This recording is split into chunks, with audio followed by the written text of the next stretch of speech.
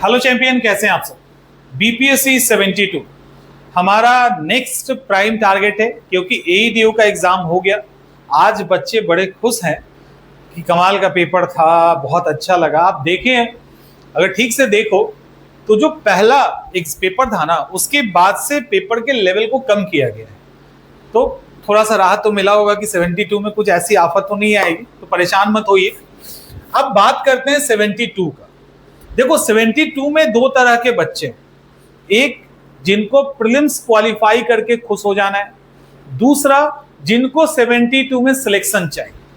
ठीक से अच्छे से सुनिए, वो सुनिएगा जिनको सिलेक्शन चाहिए, जिनको पीटी निकालना है वो भी टिकिए, और जिनको सिलेक्शन लेना है यानी जिनको एसडीएम बनना है उनकी भी बात करेंगे।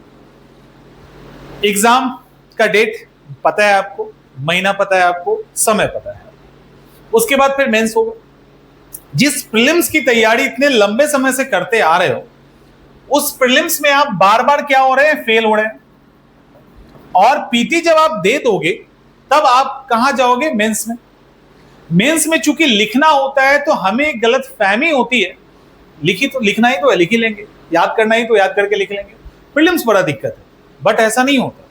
ऐसा तभी तक होता है जब तक आपका प्रीलिम्स नहीं निकलता। प्रीलिम्स जब निकल जाएगा ना, तब मेंस में जब बैठोगे तब समझ में आएगा कि मेंस क्या चीज है। प्रीलिम्स में आप जो भी पढ़ते हो, ध्यान से सुनिए, जो भी पढ़ते हैं उसका फैक्चुअल क्वेश्चन पूछा जाता है, जहां आपके पास ऑप्शन होते हैं, आप उसको आराम से टिक करते हैं। प्रीलिम्स जब आप पढ़ रहे होते हैं तो आपको फैक्ट्स याद करना होता है, कॉन्सेप्ट में जाना होता है। लेकिन बहुत सारे ऐसे बच्चे हैं जो ये सोच रहे हैं कि यदि पेपर एईडीओ जैसा आ गया तो, यदि पेपर में कॉन्सेप्ट आया तो क्या हमारा प्रीलिम्स निकल पाएगा। बहुत बच्चे ऐसे हैं जो ये सोच रहे हैं कि क्या प्रीलिम्स निकल पाएगा। दूसरा एक सेक्शन है, मतलब ऐसे बच्चे हैं जिनको सिलेक्शन लेना है, तो उनको प्रीलिम्स भी करना है और मेंस भी करना है। हम ये मान लेते हैं कि आपने किसी तरीके से पढ़ वढ़ के मेहनत करके प्रीलिम्स क्वालिफाई कर लिया। प्रीलिम्स क्वालिफाई आपने कर लिया, उसके बाद कितना समय आपके पास मिलेगा, वहां तो आप बहुत लिमिटेड एरिया को पढ़े, history, geography, polity, economics, current affairs, Bihar special, इतने पे आपका काम चल गया। जब आप मेंस में आओगे तो एक आपका ऑप्शनल पेपर है जो ऑब्जेक्टिव है ना, ऑब्जेक्टिव है। दूसरा आपका एससे है। तीसरा जीएस के अंदर डीआई को हम अलग लेके चलेंगे, बहुतों का मैथ ठीक नहीं होता है। और चौथा सेक्शन जो है वो है जीएस का। इस जीएस के अंदर करंट अफेयर्स भी आएगा, साइंस एंड टेक भी इंक्लूड हो जाता है, इकोनॉमिक, ज्योग्राफी, पॉलिटी जो भी है वो तो है ही।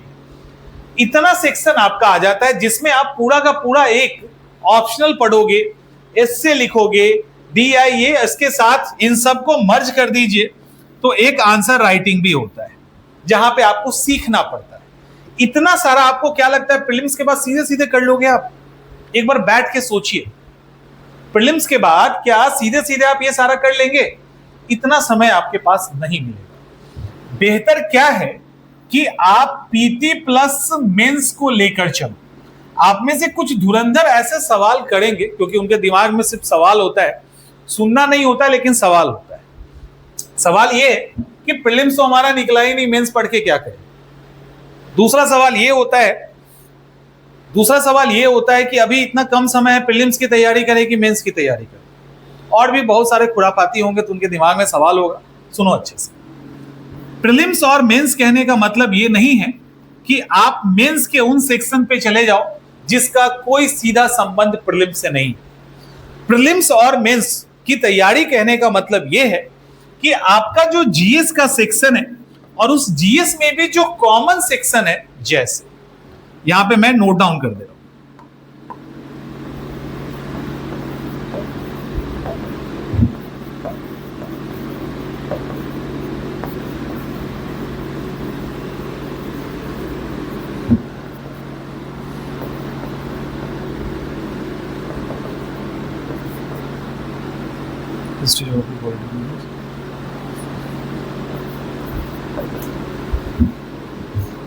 इतना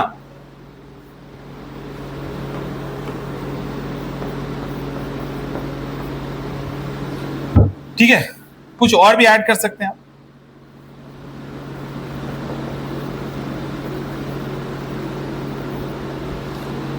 ये जो सेक्शन है इसको लेके तो चल सकते हो ना।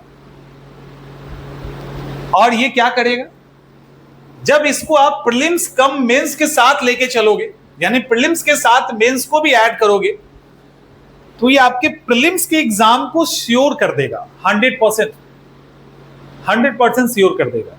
जिसका मेंस बहुत अच्छा होता है उसका जल्दी प्रीलिम्स नहीं रुकता है।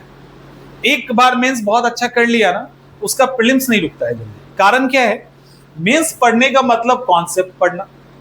और एक गलतफहमी दूर कर लीजिए कि जब आप मेंस की तैयारी कर रहे होते हैं, इसका मतलब ये नहीं होता है कि सिर्फ लिखने की तैयारी हो रही होती है, आपका प्रीलिम्स तैयार नहीं होता है। ऐसा नहीं होता, उल्टा तैयारी होता है। ये उल्टा तैयारी है प्रीलिम्स से मेंस का। इसमें ज्यादा आपको हेडेक है, अभी बताते हैं।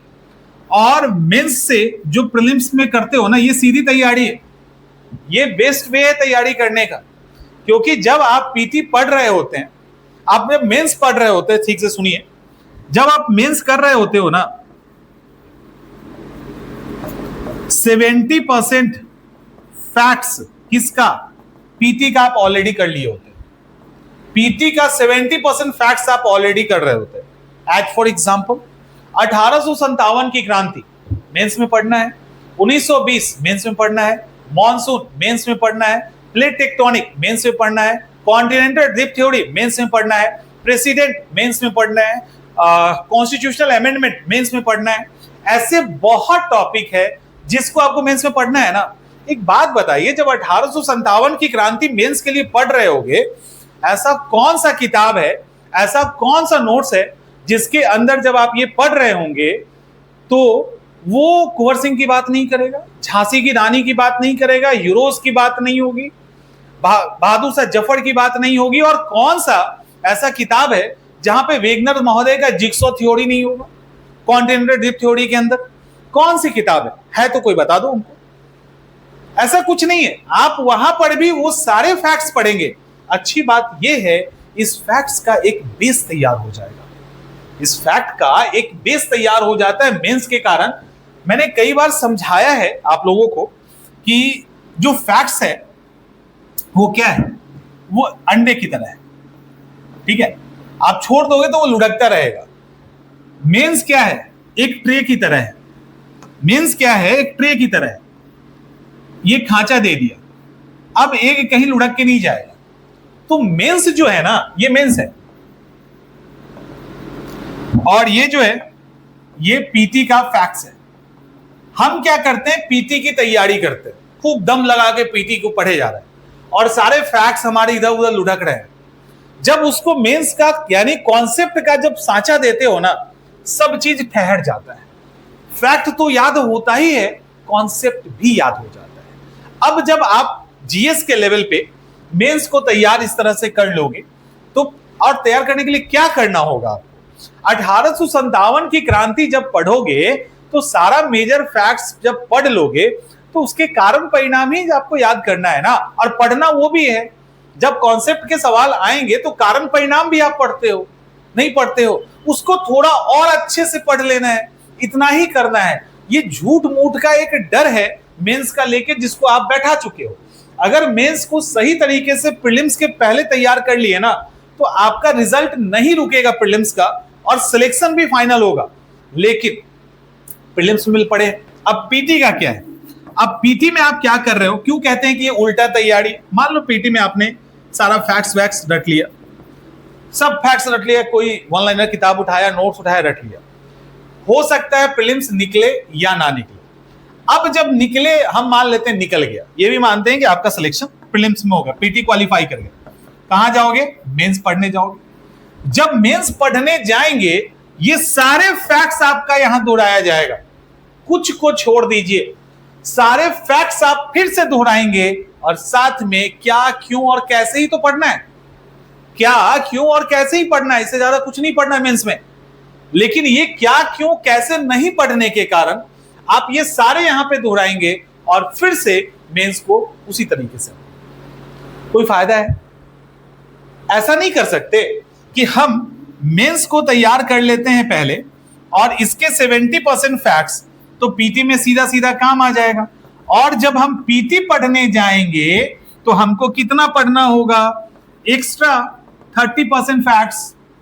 और ये भी हम ज्यादा कह रहे हैं, ये भी ज्यादा कर रहे हैं। इसको तब करेंगे जब इसके अंदर सीए करंट अफेयर्स इंक्लूड करेंगे, तब जाके 30%।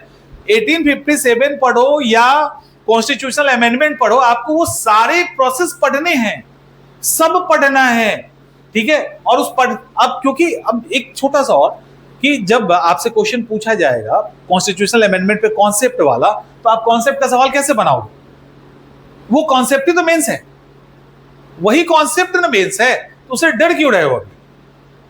हाथ पैर क्यों कांप रहा है? पीसीएस की तैयारी करना है तो मेंस नहीं देना है। या बहुत बच्चे ऐसे होते हैं जो प्रीलिम्स क्वालिफाई करके खुशी में घर चले जाते हैं, हमारा तो पीटी निकल गया, मतलब हमने तो गंगा नहा लिया, प्रीलिम्स निकल गया मतलब गंगा नहा लिया, चलो घर, 1 महीना बाद आएंगे तो रिलैक्स होकर मेंस की तैयारी करेंगे। कुछ नहीं किया, प्रीलिम्स क्वालिफाई कर लिया, क्या ही किया, निकल गए, ठीक है, उसे क्या हो गया? आपको सिलेक्शन लेना है ना, तो उसके लिए मेंस भी निकालना है। तो हम उल्टा क्यों पढ़ें, हम सीधा क्यों ना पढ़ें? और जब प्रीलिम्स निकल जाएगा उसके पास इतना समय आपके पास नहीं होगा कि आप उसका पूरा मेंस अच्छे से तैयार कर पाओ, रिस्क में आ जाओगे। जो पहले से तैयार किए रहेंगे वो निकल जाएंगे। तो हम ये रिस्क क्यों लें? हमें सिलेक्शन चाहिए 72 में, हमें 72 में मजाक नहीं करना। जब हमें सिलेक्शन चाहिए तो सिंपल सी बात है, हम मेंस को भी इस तरीके से तैयार करेंगे इन सब सेक्शन में। और टाइम मिल जाता है तो थोड़ा आंसर राइटिंग कर लेंगे, टाइम मिल जाता है तो थोड़ा इससे कर लेंगे, मिलता है तो करेंगे, नहीं तो नहीं करेंगे, कोई बात नहीं। जब प्रीलिम्स दे देंगे तो हम मेंस के लेवल पे तैयार है ना, इतना हेडेक तो हमने हटा रखा है। तब हम डीआई कर लेंगे, तब हम इससे कर लेंगे, आंसर राइटिंग कर लेंगे, आराम से उस बीच में हो जाएगा। साथ में सारा कंटेंट तैयार है, सीधा मेंस बढ़िया लिखेंगे, आंसर सिलेक्शन ले लेंगे, बढ़िया आंसर लिखेंगे, सिलेक्शन ले लेंगे। इतना ही तो करना है, इतना ही करना है। लेकिन ये कब होगा? जब आप प्रीलिम्स और मेंस को साथ लेके चलोगे ना, तभी हो। तो बेहतर है साथ लेके चलिए। और आप में से किसी को अगर ऐसा लगता है कि आप हमारे साथ इस एग्जाम की तैयारी करना चाहते हैं, तो हम लोग ऑलरेडी क्लासेस लॉन्च कर चुके हैं। हमारा ऑलरेडी पीटी का क्लास भी स्टार्ट हो चुका है, पीटी का भी क्लास स्टार्ट हो चुका है, मेंस भी हो चुका है और फाउंडेशन भी स्टार्ट हो चुका है। दोनों ही, तीनों ही क्लास स्टार्ट हो चुका है। फाउंडेशन में प्रीलिम्स और मेंस आज से मतलब वो स्टार्ट, क्योंकि आज फिर एग्जाम था जीएस का, 2 शिफ्ट था, आज रोका गया है, तो कल से आपकी क्लासेस सारी आ जाएगी इसमें, ठीक है। तो ये जो पीटी मेंस और फाउंडेशन है, इसमें से आप जिसके साथ जुड़ना चाहते हैं आप जुड़ सकते हैं, आपकी मर्जी है। और हम लोग 72 को लेकर पूरी तरह से डेडिकेटेड है, और हमने वादा भी किया है बिना किसी हेडेक के आपका एग्जाम निकलवाएंगे। निकलवाएंगे का मतलब निकलवाएंगे, एडीओ में प्रूफ हो चुका है, इसलिए परेशान नहीं होना है। एग्जाम हम लोग निकालेंगे और सिलेक्शन आपका। मिलता है नेक्स्ट।